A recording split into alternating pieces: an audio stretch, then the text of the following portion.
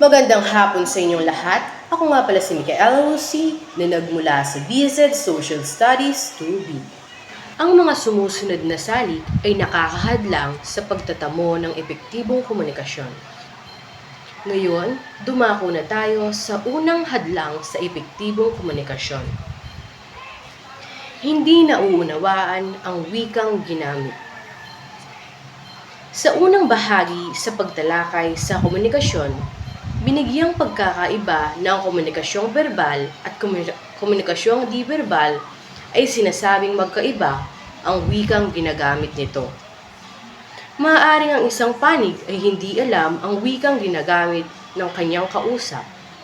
Maaari namang hindi niya nauunawaan ang mga jargon at idiomang ginamit. Kasi may pagkakataon, minsan nakikipag-usap tayo.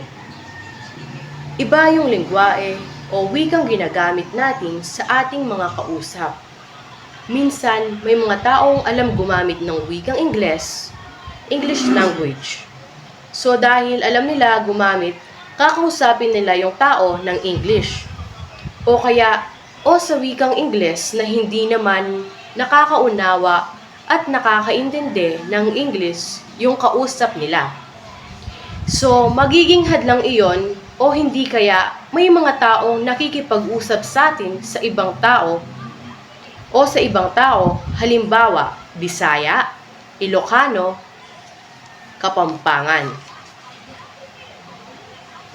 Tapos Tagalog yung kausap natin.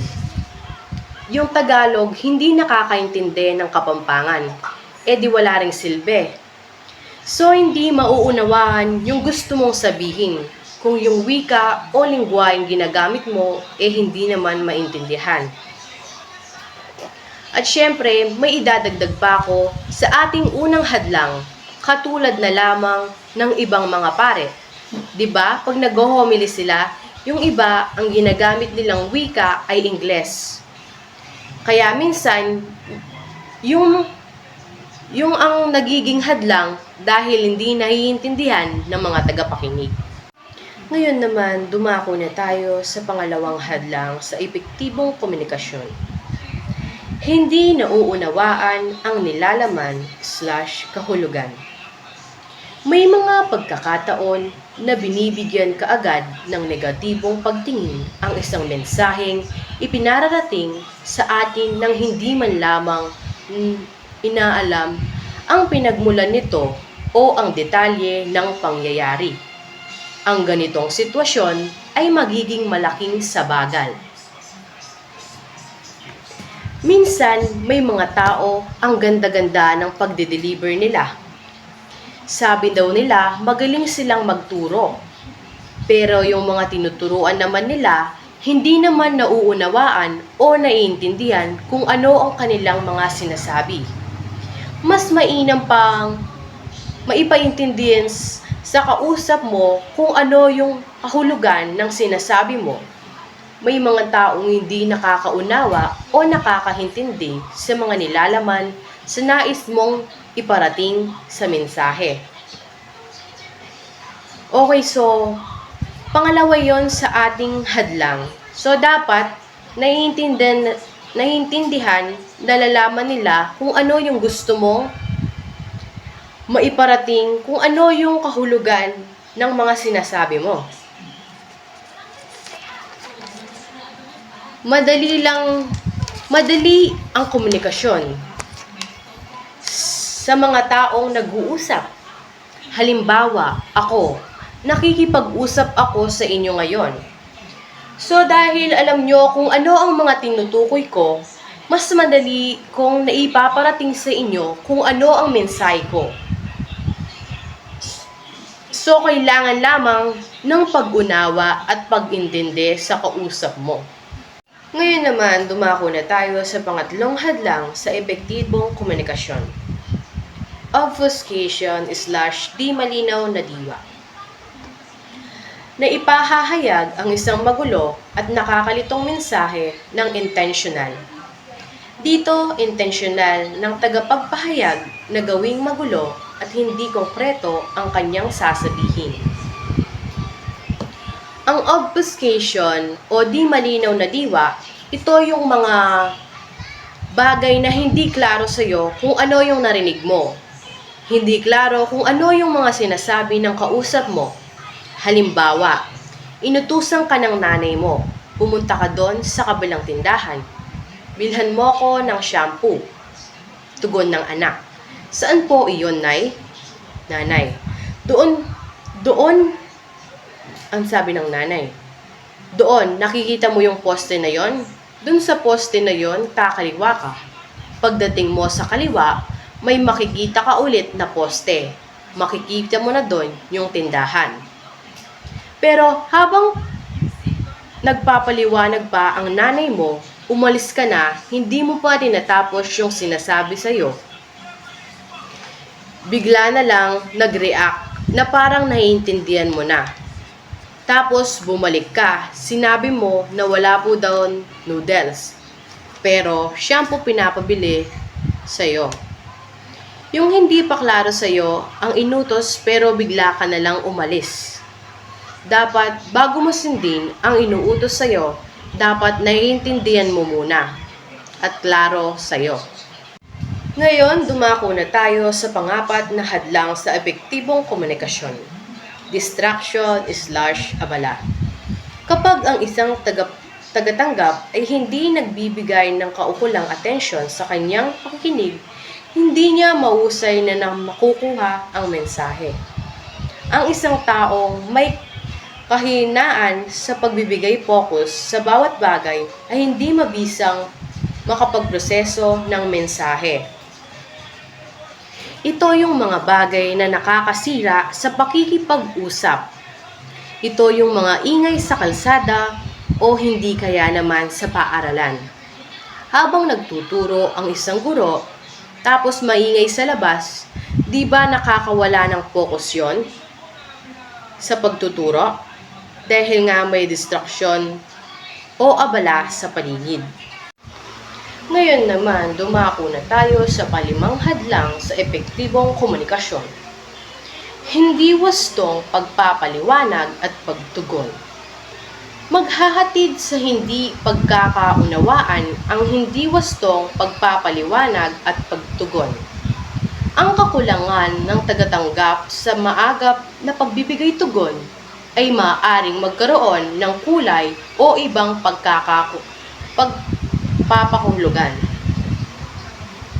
Ito yung mga bagay na nagpapaliwanag ka pero hindi maayos, magulo yung pagpapaliwanag mo. Unlike kapag nagpapaliwanag ka, lahat ng mga sinasabi mo ay malinaw. Ang pagpapaliwanag mo, mabilis niyang maiintindihan, tapos hindi mo naiayos ipaliwanag, tapos nagkakaroon ng response o feedback. So dahil nagkakaroon ng feedback, hindi rin wasto yung feedback kasi nga hindi naiintindihan kung ano yung pinapaliwanag mo. So para magkaroon ng tinatawag ng tamang feedback at wastong pagpapaliwanag, dapat malaman at maipaliwanag mo ng maayos upang magkaroon ng wastong tugon. Right question, wrong answer equals miscommunication. Ngayon naman, dumako na tayo sa pang-anim na hadlang sa epektibong komunikasyon. Kawalan, kakulangan ng oras, labis na oras. Ang kawalan ng sapat na oras na makipagtalastasan sa lahat, gayon din ang sobrang pagpapaliwanag sa isang paksa ay nagiging sabagal sa epektibong komunikasyon. Tulad lamang ng isang guro kung magpaliwanag ng aralin ay napakahaba. Ang kawalan ng oras, ito yung mga taong kapag kausap mo walang panahon makipag-usap. Ito yung mga taong laging idinadahilan na may lakad o busy sila. Work, o di kaya naman may pupuntahan pa, na kahit naman wala naman talagang ginagawa at wala naman talagang gagawin. Siguro, masabi natin, ayaw niyang makipag-usap sa'yo. Yun lang ang ibig sabihin bakit wala siyang oras. Dahil ayaw niyang makipag-usap sa'yo. Yung labis na oras, sa sobrang tagal niyong nagkausap, nawawalan na ng puwang o espasyo yung pinakapunto ng pinag-uusapan nyo. Dahil sa tagal nyong nag-uusap, ang dami mo nang nasabi na hindi napasok sa pinakapunto ng pinag-uusapan nyo. Ganon din yung kakulangan ng oras. Halimbawa, yung kausap mo, nagtratrabaho, o kaya sa loob kayo ng trabaho, ka-workmate mo. Break time nyo ng 1 hour. So, doon sa 1 hour na yon, makukwento mo ba ng mahaba at detalyado ang kailangan mong ikwento sa kanya? Malamang hindi. Dahil sa kakulangan ng oras, dahil yan ang epektibo ng ating komunikasyon. Ngayon naman, dumako na tayo sa pampitong hadlang sa epektibong komunikasyon. Pisikal na hadlang. Tumutukoy ang pisikal na hadlang sa mga ingay sa kapaligiran, distansya sa kausap, mabagal na pagsasalita at hindi wastong paraan ng pakikipag-usap. Ito yung mga tipong pisikal na hadlang. Minsan, payat, mataba. Minsan, nagiging hadlang sila dahil nakapokus na yung tao, yung kausap mo. Nakapokus na kung ano yung pisikal na anyo mo.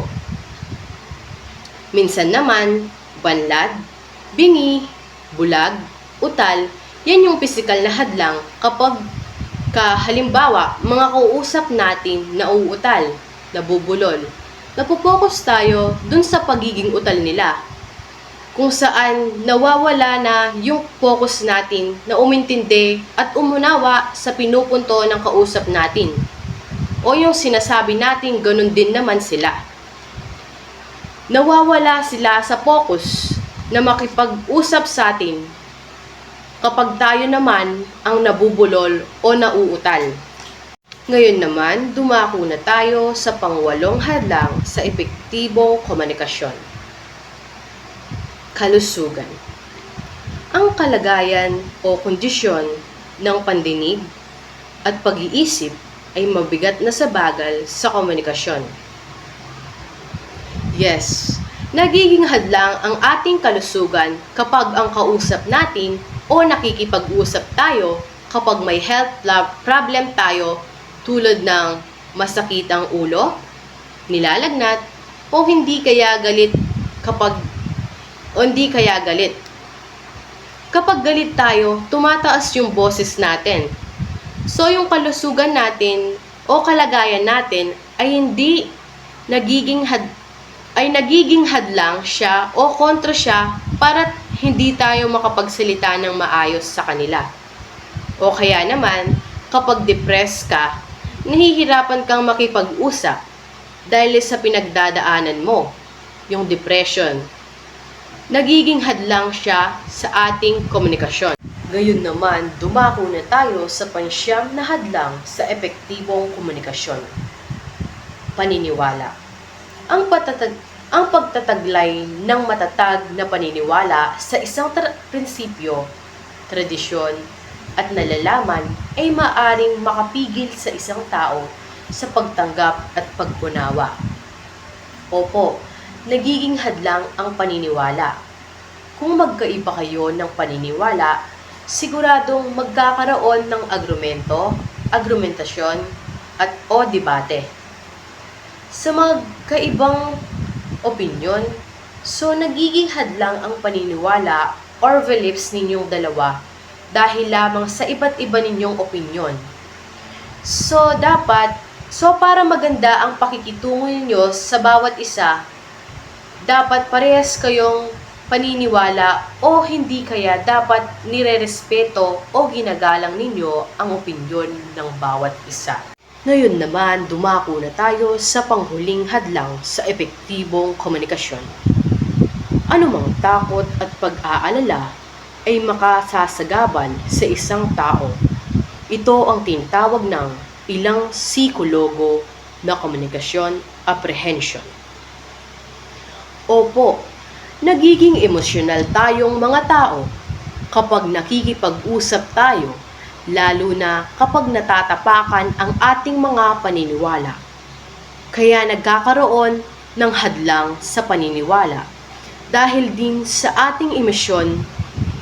So para hindi magkaroon ng hadlang sa epektibong komunikasyon, dapat ninyong maintindihan ang lahat ng inyong mga sinasabi o lahat ng inyong mga paniniwala at kailangan ng paggalang sa sinasabi ng bawat isa.